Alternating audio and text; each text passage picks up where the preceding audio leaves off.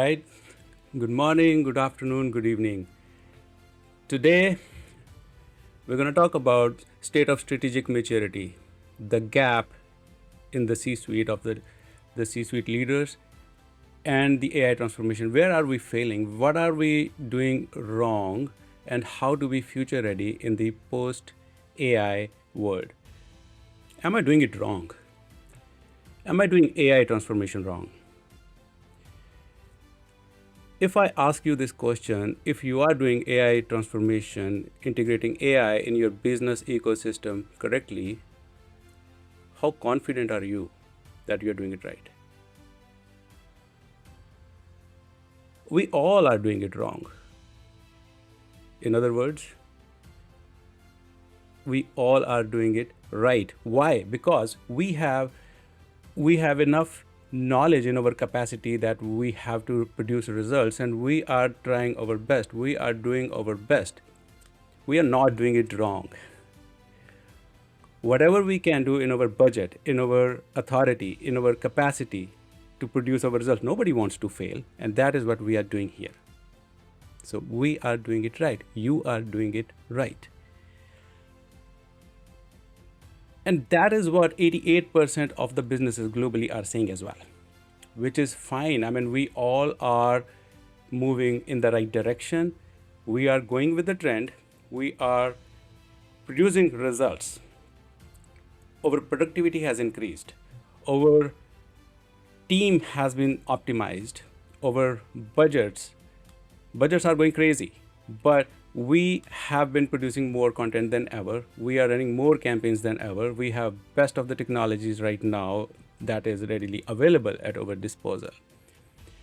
But the situation says that 56% of the CEOs that PwC audited and surveyed, they say they're not really able to translate their results in terms of revenue growth or cost reduction. So the value is missing.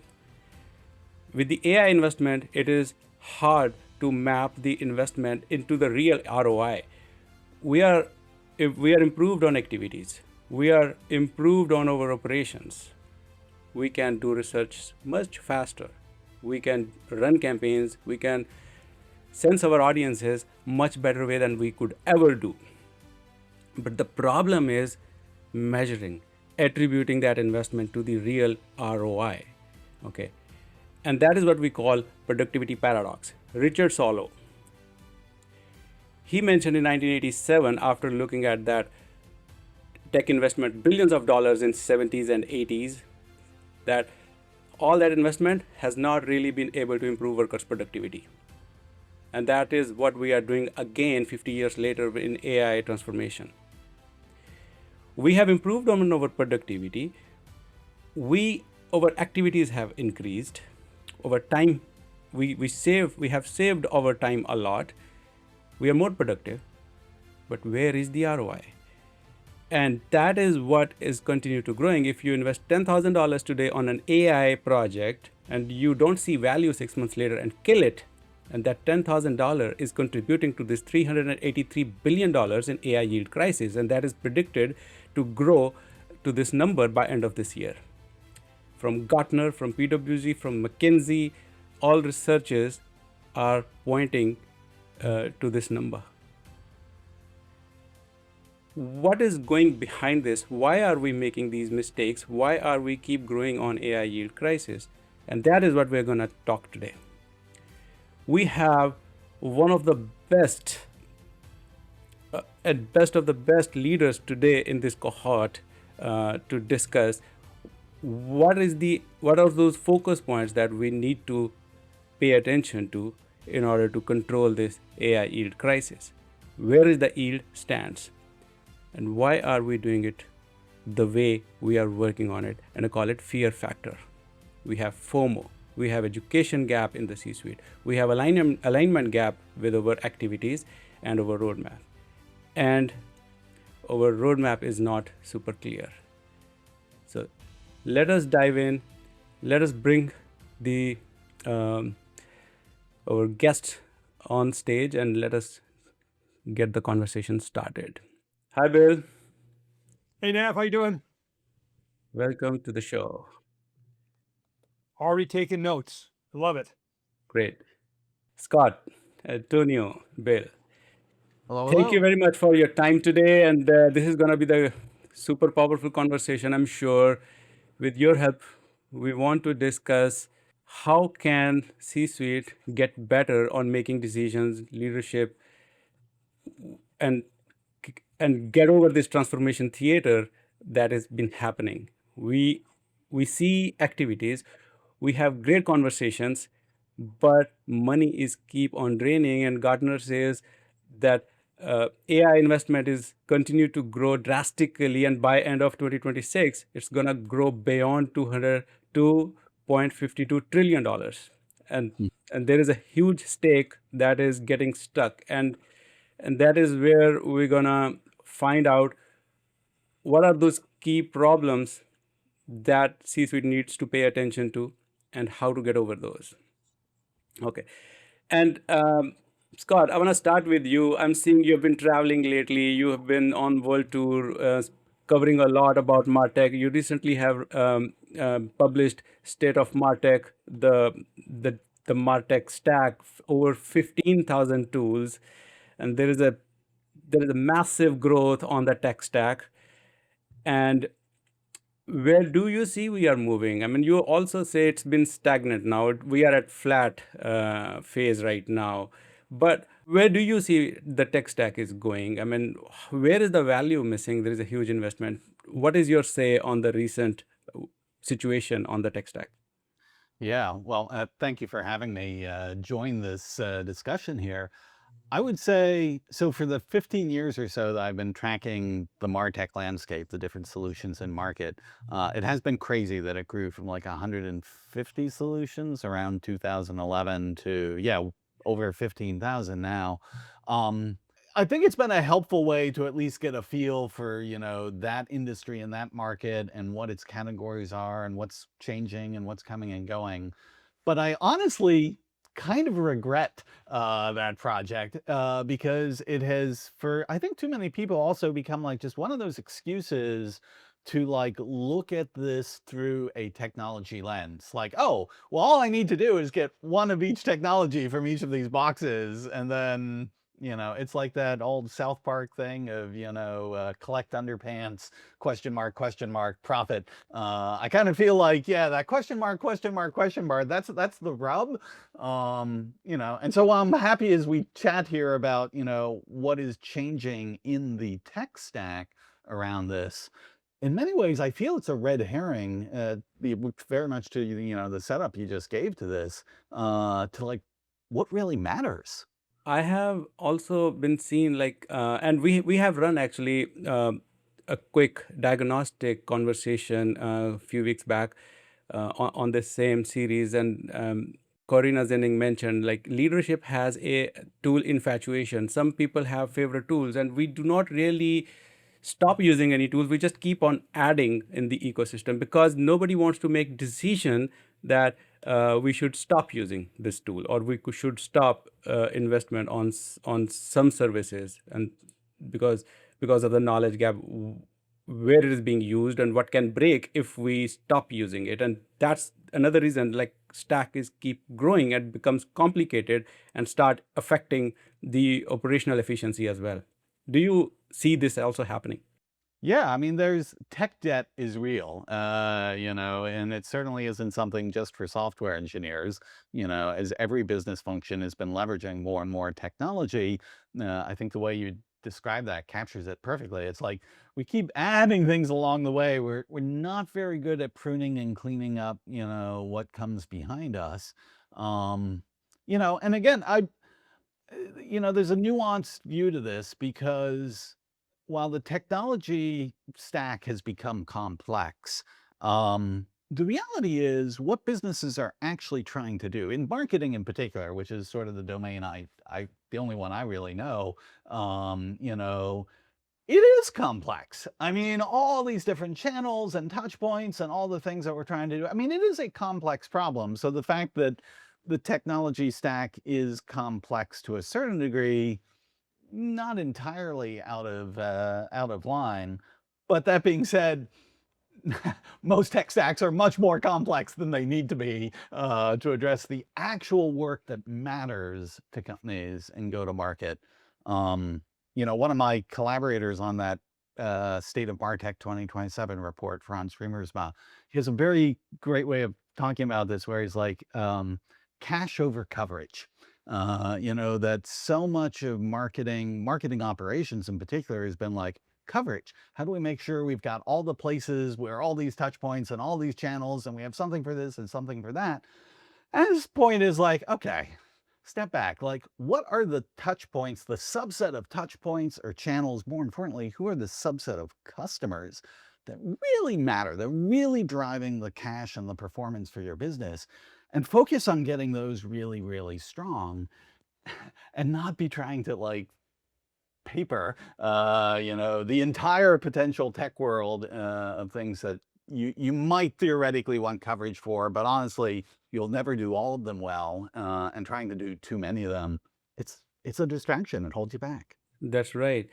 Yeah, Antonio, I wanna switch over to you from your experience, and you have recently published a book powered by projects.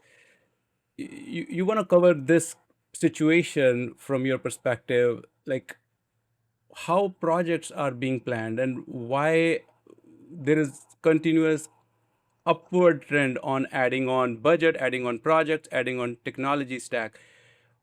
How to change this pattern in the decision making process? Sure enough, and great to be here with you, Bill and Scott. From my angle, what I'm seeing is that this boom of AI is creating a lot of confusion in companies. It's not just the AI piece, but the speed of change, the speed of disruption, where companies don't know where to go next. And this is accelerating the fact that people are moving to where more project-based operations are being robotized faster than what we thought. Yeah, AI as well. For example, today in a bank today, there's more tech people and IT people than bankers, which makes you think, where are we going? What's going to happen? So with our jobs, if you are a big luxury or commercial or car industry, are you going to have more tech people than engineers?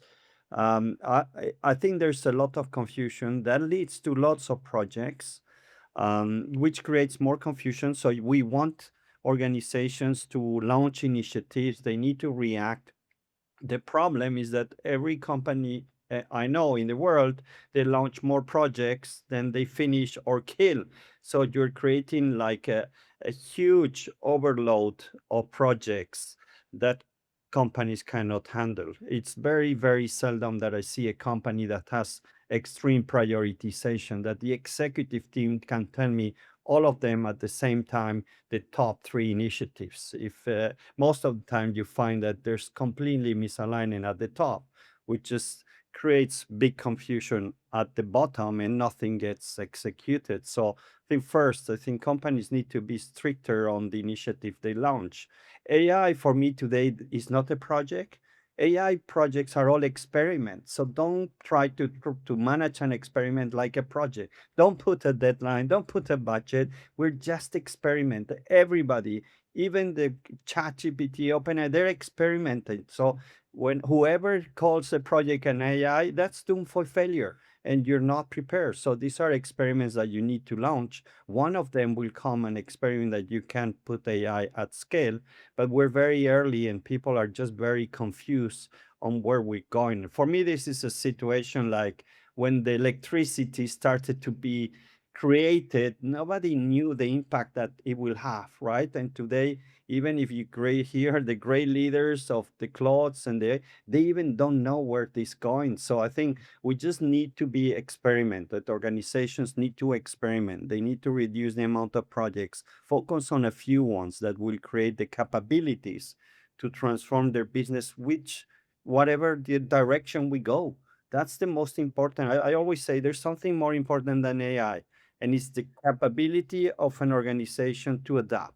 not just the consultants that you hire, internal people, not just the project and change managers, which is 5%.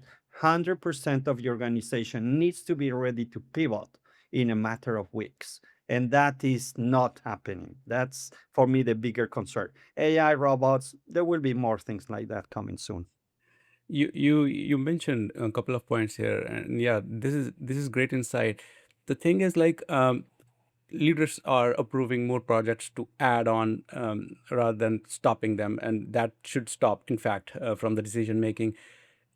And during our diagnostic conversation, Justin Robbins, another panelist, mentioned employees burnout is not happening because there is more work or the work is complicated. It is because there is a lot of chaos that we have created within the organization, and this is more external and culture issue that employees are facing. Burnout means we are keep on adding projects and we are giving unrealistic deadlines, and calling it experimentation from other perspective as well. Yeah. From experimentation also, I want to mention something like, it is good to have a project called experiments, but do you think just by calling it experiment will make it more realistic and valuable? Because there is another phenomena going. I mean, we are all stuck in pilot purgatory. I mean, we cannot scale beyond experiments. We don't have the real path from one use case to expand at scale on the same organization wide across teams. Do you also see this pattern on the failure with projects? Absolutely, Daph. Yes. And that's creating a lot of disruption. And like you say, people are getting burned out. It's not about the operations. Operations, we know how to run them. Correct. It's the projects that are going all over the place. There's nothing more exciting, more rewarding for any employee or leader to work in one project only. Call it SpaceX, call it the first iPhone, call it whatever. The problem is that companies are running hundreds of projects. And when you are doing 10 things at the same time, all with different deadlines, it's a killer. Nobody can cope with that. And that's where we're at the moment. And it might get worse. Correct. Yes, thank you. And Bill, I want to switch over to you about the all these projects that we're working, and we are keep on adding and making decisions. And you coming from data perspective and helping the next generation for the AI transformation world, where do you see, like, is it a failure on lack of data driven decisions, or it is again most on like a gut feel kind of judgment criteria, or again, as we started, it's a transformation theater, like we just wanted to look cool that we are making progress on the AI, but there is no real outcome. So thanks for having me on. And by the way, Scott kicks off by quoting South Park. I'm already in. So the challenge, and Antonio made a really good point here. If you have an AI project, you've already lost, right? The project you should have is a customer retention project, customer acquisition project, customer upsell. Right? We Yeah. need to start around processes or initiatives that are designed to create value. New logo. AI is only a tool. It is only a tool. Now it's an incredibly powerful tool. Nothing I've ever seen before. If you engineer and architect this thing right, it can continuously learn and adapt within your current environment. It understands current context. Unlike traditional machine learning models that made decisions based on past trends, patterns, and relationships, AI has the ability to learn what's happening today and make decisions. Think about how an autonomous vehicle makes decisions based in the context. So the point is that we get hung up on the AI conversation, and I'm gonna talk. You mentioned that, was it Solow's productivity paradox? Solow's productivity paradox. Yeah. Yeah. Here's the problem. Here's the reason why those productivity numbers haven't improved. Because everybody has the same productivity numbers. You don't improve if everybody's using the same damn productivity tools to write better spreadsheets or to write better marketing copy or to write better letters, right? The challenge with AI, it's not a productivity tool. It's an innovation tool. And you should be using it not to do things faster or cheaper, You should be using it to drive better outcomes, to do more with less around your initiatives like customer acquisition, customer retention, customer cross-sell, inventory, right? So the whole conversation, and we talked about this ahead of time too, is organizations get so fixated on the technology or the data. By the way, starting with data immediately puts blinders on for what you can do, right? I have this data, blup, it's my blinders, right? The conversation must start with value. And how does your organization define value? A wide range of economic variables like customers, employees, partners, communities, societies, environment, ethics, right? There's a workforce, there's a whole bunch of variables around which organizations can create value. Not to go off on a wild ass tangent, but I'm going to, right? So running one of these AI value workshops that I do with our clients, and I'm doing with a hospital. And we get, halfway, we're an hour into the process of brainstorming how we're going to use AI, the problems we're trying to solve, the key desired outcomes, all the kinds of things and so I stopped and I said, okay, let me ask a question. How important is community to your hospital? And we're all like, wow, it's incredibly important. Most of our customers come from community, or our employees all work in the community. We got an economic viability. I said, great, perfect. How many people have defined variables and metrics around community? How many of you define desired outcomes around community? And y'all looked at each other like, no. It's like, AI is not magic. AI will only do what you train it to do. And if you don't tell AI that community is important, and here are the variables around which you're going to measure effectiveness, here are desired outcomes, AI isn't going to magically do it. AI is a completely very stupid tool. But if you train it properly, it's a powerful tool for helping you make these valuable trade-off decisions around how do I drive value for customers, employees, partners, communities, environment, society, et cetera, et cetera. So to me, we get off on the wrong path almost immediately by saying, well, I want to have an AI conversation. No, don't call me.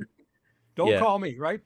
Right. I want to have a data conversation. I'm talking about big data. No. I'm not going to talk about big data. We're going to talk about value. Because if you don't understand how your organization creates value, you got no hope in hell of ever using data and AI to help you become more differentiated. There is one more. There's one more pattern that I see is also like we are not ready with our data yet. I mean, we have to fix our data first. That's another argument that I keep hearing. Well, again, starting with an outcome and have a program like customer acquisition, new logos, and increase engagement and hit the bottom line and all those. How about data perfection? How about maturity of data? So let me come back. When you start the conversation about what data you have, you've already put on blinders. Let me give you an example of this hospital. So one of the key initiatives is how do we reduce hospital falls? Patient hospital falls in hospitals is a $100 million, billion-dollar industry problem. It's huge, right? And so we brought in the domain experts, subject matter experts, the nurses, the doctors, the technicians, the caregivers, right? And we went through a process of identifying what are the causal factors that lead to falls, right? Well, they start jumping up pretty quickly. Lighting's really important. The mobility and strength of the patient, time of day can be important. Sedation can be important. So those are all the causal factors around which we want to build a model that helps us to score someone's likelihood of falling if they're in the hospital, right? Do I have all that data? Well, that mobility data I can get from computer vision, right? I can watch somebody walk down a hallway and see them wobbling, realizing this person needs to have a cane or a wheelchair or an aid, right? And so sometimes the data that's most important for us is data we don't have yet. And if we basically say, well, I've got data on care, but does it cover mobility? Does it cover, family support? Does it cover all these other causal factors that are driving these scores that help me to achieve better outcomes? So that's why data's quality is really critical. But start by figuring out what data you first need and then figure out how to make that, right? If you ask a CIO, what's your most important data source? They'll look at you like you got lobsters crawling out of your ears. Oh, I don't know, right? You can't determine the value of your data in isolation of what's important to the business and how the business creates value. Then how to Did I Yeah, just blow things up? I'm sorry if I blew things up. I'm sorry. it's a big conversation. Again, anytime experiment goes wrong or some big project comes into conversation, you're saying it right. Don't start with data. Start with the goal. Start with the value to bring in benefit and all the. But again, data conversation stays there, and it becomes a bottleneck at some point. It becomes a dependency. Okay, we don't have our data ready to move on this. Yeah. We have really good data management and data governance capabilities. The problem is we peanut butter them across all our data sources, when in fact, probably 10% of the organization's data has 90% of the value. But we don't go through a process saying, what are my most important data sources around which I should do data management, data quality, data governance, right? We just do it across everything. And so I push back to say that we've got a lot of data. Most of that data doesn't mean shit for the problem I'm trying to solve. And that was my one brilliant statement that I'd made for the whole thing. But yeah, no, this so aligns with my worldview. I was chatting about there on cache over coverage. Yeah, the peanut butter approach is a huge problem, certainly in the world of MarTech. Sounds like in the Yeah. world of data more broadly. Yeah, Yeah. and I was about to switch over to you, Scott, about since you were showing interest on the on Bill's arguments. So where do you see, for example, like if we look at marketing, and I come from marketing as well. If we look at marketing and we want to run a campaign, or we want to run an intent-based omni-channel program. Okay, so we have holistic experience, as we know, like marketing is all about right content to the right people at the right time. And now with AI, we want to do it at scale, and we can and are able to target like hundreds of thousands of customer B2B in accounts as well at the same time in a more personalized fashion. And Scott, from technology perspective, where do you see the technology gap here to scale using AI to bring those results if data is not ready? For example, your SFDC, your CDP are not mature enough. You have scattered data across different customer data sources. Then how to do it right in this case? Yeah, well, I mean, you certainly put your finger on, the Achilles heel, and it's a big one of AI, which is, yeah, without the right data, it's not useful. It's exactly what Bill was saying here, like, great cosmic power, itty bitty living space. Like, it's just hard, to actually get outcomes from this if you aren't feeding the right data. And perennial challenge that we've had, certainly in marketing since, the beginning of forever is, yeah, the data is generally either not there or it's in a bad place. But I want to come back to what Bill said here, because I think the question becomes like, okay, that's the problem. We've all been stating that is the problem for, forever. The question is like, okay, well, how do you solve that? And I think that's taking the lens of like, okay, well, what are the most important things from a business customer perspective to solve? In that State of MarTech report that we published last month, we basically put forth this thing. There's 3 questions you should ask anyone in marketing ops, MarTech. It's go and ask them, who are your most important customers? What are they buying from you? How much margin are you making on that? It is scary. I've only done this anecdotally, but it is scary how many people who are like responsible, for actually operationalizing how this business is going to run that cannot answer any of those questions, much less all 3.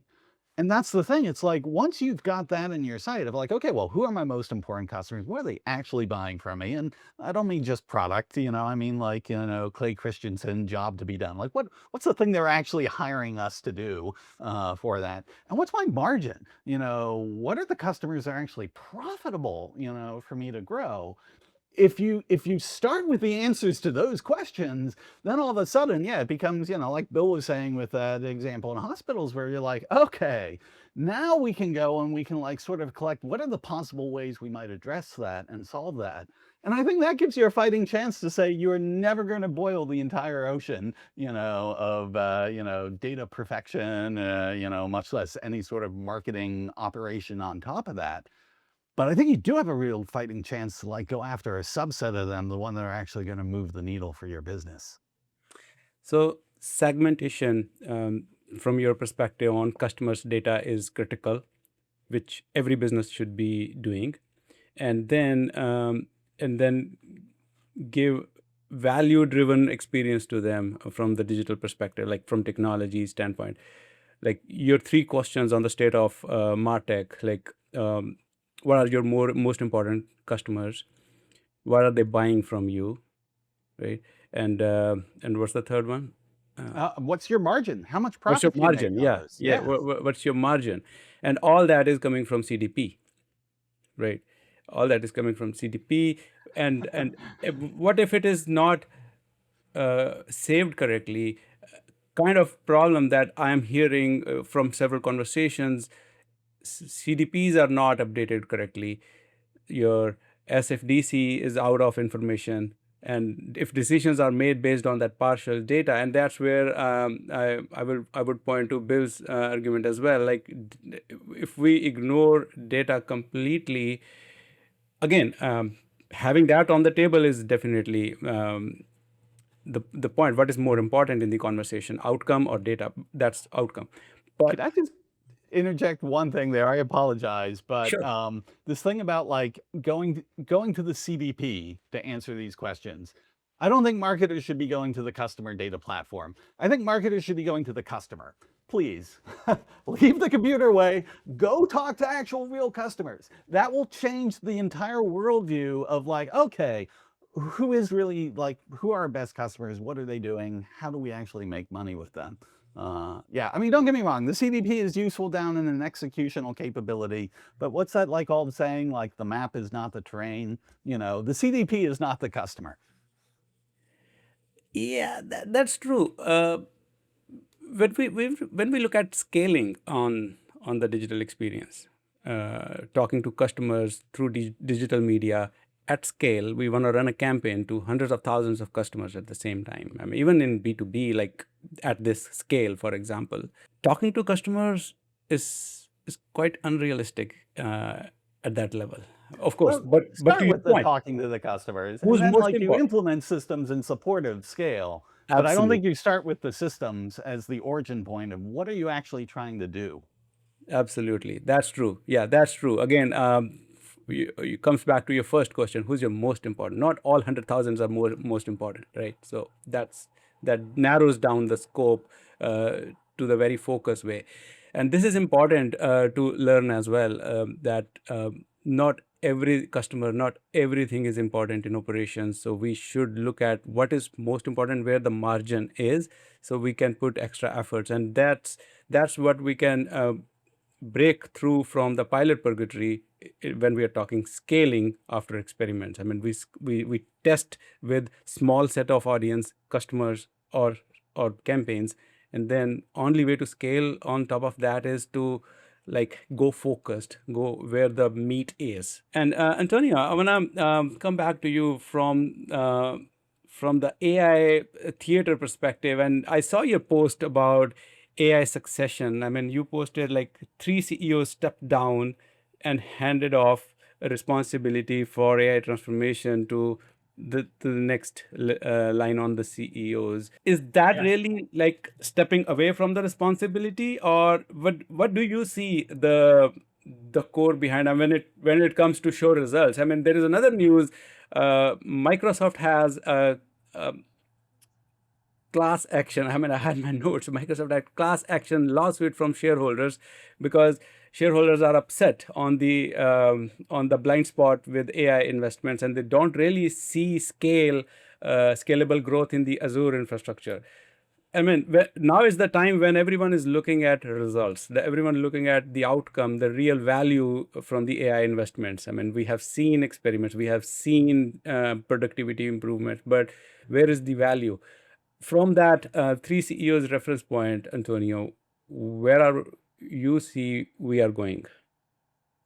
Well, just this was something I'm following the news around these leaders implementing this transformation on AI, and I was shocked because Walmart, Coca-Cola, and Adobe CEOs, they resign in a matter of weeks, months. So I deep dive a bit on what was the reason and understanding is there a trend there? Is something that we're not seeing and we can pinpoint? And for example, Walmart, Doc McMillan, he was looking for a leader that could move faster, for example. So that was interesting, saying that he's not fast enough, right? So we need other type of CEOs that are not there. Coca-Cola, James Quincy frame it as putting someone else on the field for the next wave of growth. So again, a limitation there on the expansion in the topics we were just covering with Scott and Bill on those customers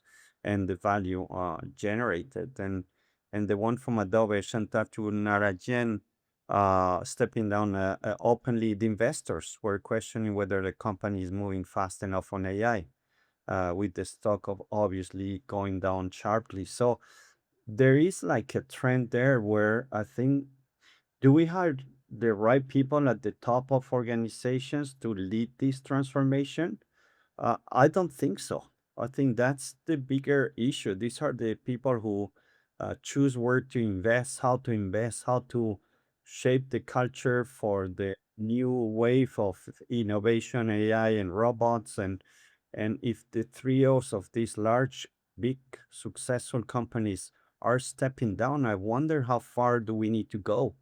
What is the profile of the CEO we're looking now for big companies, for smaller, for medium size? And I think there's a big issue there on succession, right? I wonder. I don't have the answer now. I'm just looking at trends, but of course, I can confirm from what I see not in the broader spectrum of transformation of building these organizations to be fit for this century. I always say that most organizations have a structure and a culture for 2 centuries ago, for the 19th century, and we have the skills for the 20th century, and we're trying to compete on the 21st century. So I think there's so much to catch up on: organization, on hierarchy, removing silos, culture of taking risk, of exponential thinking, and not risk averse. And when I look at the Asia, for my book, HBR book, on Power by Project, Asia are more advanced. They see change differently. They take risks much bigger than we ask. The organizations much flatter. They empower the teams. I always say in companies I talk to, say, do you have the power to take a $5 million decision right now without any approval because you need that for your project? 99% they say no. I need to get some 2, 3 approvals. In China, that doesn't happen. So I'm worried because we're not moving fast enough. AI is pushing us to moving fast, and glad to see some CEOs with some self-awareness, but that's the minimum. That's the minority. So I think our role is also to influence and try to build those organizations which are prepared to fight, or maybe not the right, but compete in a world that is shaping and is looking very different than 20 years ago. And I'm worried. I think we're very slow on everything. But back again, if anybody in the audience says I'm allowed to take a $5 million decision right now without any approvals, well done. You're in a good company. I doubt anybody in the call has that right. Yeah, that's all. That also brings that conversation back when you said, like, if we are saying it's an AI project, we failed already. So Or yeah. So again, all that, like, the decision making and the roles and the gap, and I see that as an education gap also, as I mentioned in my fear factor statement in the beginning, like that knowledge gap in the C-suite is probably a reason all these stepping down from the roles, that AI succession, that, like, there is imposter syndrome about the performance on the AI delivery at this point, on the implementation, and that also brings me into the conversation about those fractional roles that are on the rise right now in the corporate world. There are a lot of fractional CMOs, and even like for CEOs help also to fill those gaps in the knowledge and experience in those leaders.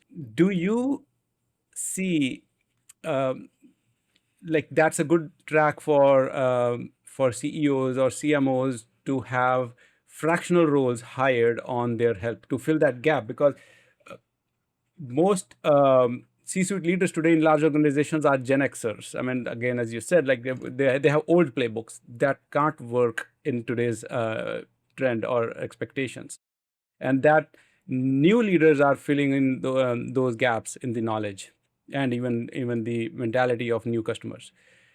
Do you see those fractional roles are a good fit in the C-suite today? I think the role should be redefined now. I think the fractional wave, it's a step in between to go into somewhere else. But something I cover in my book, I say the future organization will not have job descriptions or will not have hierarchy. So it's going to be very much focused on priorities, projects, product development, but that will move away. So the type of jobs will be based on skills of personal interest, connections, relationship, but not on hierarchy, not on job and descriptions. One very funny exercise, funny, but also revealing exercise I love to do with the companies I advise. I say the leader, listen, tell to everyone in your department, let's start small. Maybe you have 100 people, that starting Monday for just 5 days, there is no job description. Nobody has a job description, and there's no hierarchy in this department. Find out what you want to do. And it's chaos. It's just people who said, oh, I hate my boss. They come to me crying, saying, listen, I prefer a bad boss than not having a boss. Come on. Okay. So you want people to step up. You want people to show that innovation, take that ownership. But I recommend that exercise is funny, but it's so true. We're going to be working very different. And the role of the CEO, the same. This is the C-suite, the same. They will need to get down to the ground. They will need to be team players. They need to be coaches, but not controlling. Command and control, that's 100 years old. We still use that in some companies, many. All right. So new roles won't have job description, and that needs to happen according to you. Yeah, yeah. Okay. And then how to look at it? Like how to, uh, from the existing C leaders, like how should they be more prepared and how should they look at their future ready roles alignment? Well, I think it goes a bit natural. If I let you choose what you want to do in a company, you choose what you like to do, where you're strong, where you find it, but don't need to ask for permission. You don't need to ask and go through a selection process. You start tomorrow. That's the exercise I do that week. In 2 days, everybody has reconnected. Everybody has something to do. They don't have to schedule Teams meeting and block for 45 minutes. They work 3 hours or 8 hours, wherever they need to. So I think that's where we're going, is where people will choose where they want to work. The good news. Okay, somebody might say, okay, nice, Antonio, I like it. Good idea. Who's going to do the dirty job? Who's going to do the boring job? Yeah. We know the answer. Who's going to do the boring, stupid job? AI, my friends. Agent. AI is there. Okay. So don't complain. The problem is the younger generation who grew up, but that foundation level, which was doing the boring job, that's how we all started, right? That's not there anymore. The AI is going to do all Yeah. that really administrative starting point. So I don't know how younger generations will connect to the work. And companies I work, they say maybe every year we hire 200 young graduates, but now with AI, there's no work for them to do what we used to do. So we can hire 10, not 200. And we don't know yet how they're going to incorporate. Do we give them managerial roles to start with, or I don't know. Again, there's more questions I have than I can give you answers, but Right. That that reminds me a good story from JP Morgan Chase. long ago when they started automating no joy work. They call it no joy work. They audited company wide, and all no joy work was automated, and the productivity for the whole company increased. It was a good story and lesson. Okay, I want to ask you, Bill, from your perspective, like you worked in the C role at Dell and Hitachi and more, and you worked with CMO, CEOs very closely, and managed data and infrastructure, and drove innovation a lot. So, what from this perspective on the new roles, where do you see like the new roles should be aligned for the AI ready future? So let me throw a snake in the kiddie pool. And the CEOs who are stepping away from their roles, I think points to a ruling that came out of Delaware about a year ago. For McDonald's, there was a lawsuit that Delaware ruled that corporate officers can be held personally liable for bad decisions that are driven through the use or in use or non-use That's of a good AI, one. right? But they can be personally liable.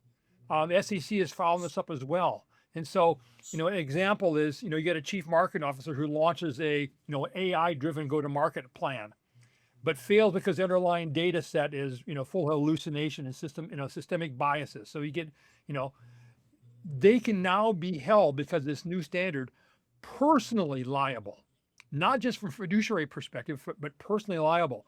And so there's this realization that the SEC is working this through. Delaware's already made a decision. You're seeing companies who are basically moving their official organizational filings from Delaware to places like Texas, because this has got these folks scared. These executives scared because you used to be able to rely on, blind reliance, just on the data, right? But now there's this move going forward, and I think this is going to have a ripple effect, in particular for these generative AI tools like ChatGPT and such, because those tools are correlation based. And those correlation based tools means you get decisions based on the averages. That's dangerous when you're talking to people because no one is average. Everybody's different. And so I talk a lot with my friend Mark Strauss about this move from this correlation-based decision-making that can leave you exposed to personal negligence and liability, to causation-based, where you're basically putting together causal models so you can understand what are the causal factors that are driving go-to-market campaigns, or driving reducing hospital falls, or reducing out of stock inventories, right? The causal factors. To me, what we're seeing could be seen here, and I don't know why these executives left, but this is rolling down in the background and coming up pretty quickly. And executives are pretty smart at covering their asses, pardon my bluntness.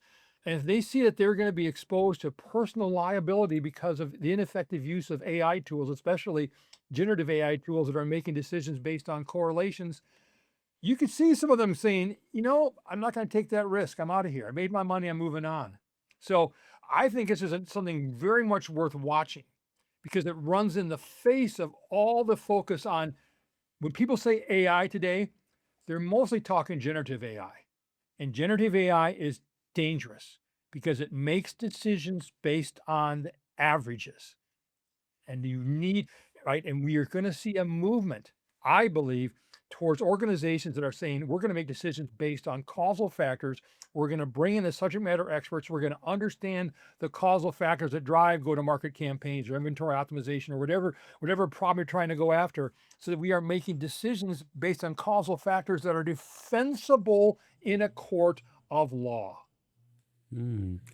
That's an eye-opening, and difference between the standard difference between AI and Gen AI in our conversations is a huge one. That's important to refer it correctly and wisely. That's true. Sure. Thanks, Bill. Thanks. Thanks for ruining the whole talk for everybody. Okay, Martha, you can go home now. I feel like there's a 6 degrees of Mark Strauss game. That as soon as you start talking about this, I'm like, I know who's talking about this a lot. So yeah, no. Sure. Yeah. Thanks for bringing that up. True. I agree. And Scott, So you coming from the marketing world as well, and we have seen a lot of studies published by Gartner and all those. Like CMOs are not very confident about the digital investments ROI that they're getting, and there another report that says CMOs are not very confident about the digital tech stack. I mean, they can't produce results because they're not very comfortable. They say they think like their tech stack is immature. Okay. On the other side, CEOs are not very confident on CMO's role itself, and there's been some studies published. I mean, even I think it's by Gartner, where the study says CEOs don't see justified value in the CMO role, or even in the marketing department as a whole. Okay, so this conversation is getting down to the new C-suite and the roles. Okay, do you think these fractional roles are helpful in the new C-suite? You know, one thing I'll just say as an aside is this is one of these cases where there's the data you have, but there's not the data you didn't get. It's fascinating that, like, okay, they've asked CEOs, how much confidence do you have in your CMO? I don't think I've actually seen a study that's asked CMOs, how much confidence do you have in your CEO? I actually think this is a wider challenge, and not to just be snarky about it. Yeah, I mean, we're just going through so much change right now. I think there's actually, in a lot of companies, sadly, a lot of a lack of understanding, almost trust, you know, in the different leaders of different functions. Yeah, that's challenging. But anyways, to answer your question about fractional roles, maybe, you know, one of the things that what comes to mind to me most immediately is you've had now a number of these examples of companies that have laid off very large swaths of people and have attributed it to, like, oh, well, now we're going to use AI to optimize things. Now, whether that's actually the real reason or how well that's actually going, you know, your mileage may vary. But I think what's interesting is there's been sort of a realization, you know, in a number of these cases of, like, holy crap, a tremendous amount of institutional knowledge of how the business actually runs has gone away, and AI did not just sort of magically, like, you know, pull that all into its model. And so that's the only thing that gives me hesitation on fractional roles. You know, there's a lot of upside that, yes, you can bring in, you know, specific experts and people can, you know, play particular roles. And I mean, you know, honestly, consultants and, you know, analysts and, you know, service providers of all kind of have played that sort of role of bringing in particular expertise and cross-pollinating ideas. But I think there's tremendous value to having leaders who actually stay in seat for a long enough period of time that they're able to both develop, you know, that sort of institutional, not just knowledge, but intuition, you know, and be able to really help shape the culture, you know, around how the company is navigating through all these changes. I mean, something Antonio said towards the very beginning here of, and I'm paraphrasing Antonio, but it was like, you know, this ability to adapt is in many ways the most important thing, you know, for a company to develop as a capability. And it's friggin' hard. And I think you can't develop that ability to adapt if you don't have some sort of center of gravity, you know, that actually allows the organization to move as a whole. And so I don't know. I think you need permanent leaders, or at least semi-permanent leaders. So hybrid structure in the C-suite is helpful. I mean, yes, Bill. I wanted to add on that. I wanted to add on that point. I think Scott's got a great point. And Scott made the comment about how much institutional tribal domain expertise is walked out of the organization because of these AI layoffs. And we're starting to realize that the superpower of AI is amplifying domain expertise of our professionals, right? It's amplifying the domain expertise and unleashing their innovative thinking. I wrote the whole book, The AI Human Edge, is written all about that. I'm going to end plus what Scott just said by saying it's not only about having the executives stay in their seat, but where the domain knowledge gets learned and refined is at the front lines of the organization, front lines of customer engagement and operational execution. It's about time that senior executives go out and not just talk to customers, but actually work with customers, work with the front lines, work to see what's really going on, who are making these decisions, what are the things that are most valuable to my customers, to my operations. I mean, I always, not to throw rocks at a particular organization, but I always had an executive say, well, I go to all these customer presentations. I talk to all these customers. You talk to them, yeah, but you don't work with them. And there's a huge difference of rolling up your sleeves and diving into the problems they're going to go after and learning firsthand what they're struggling with, and then taking it back and saying, oh, here's how we can leverage something like AI to help them solve that problem. So, Scott, I think you're spot on what you said. I think it's not only about having these executives stay in their seats, but by golly, get them out of the ivory tower, get them out of the monkey palace, and put them onto the point and see what's really going on, where domain expertise is really, really is created and curated.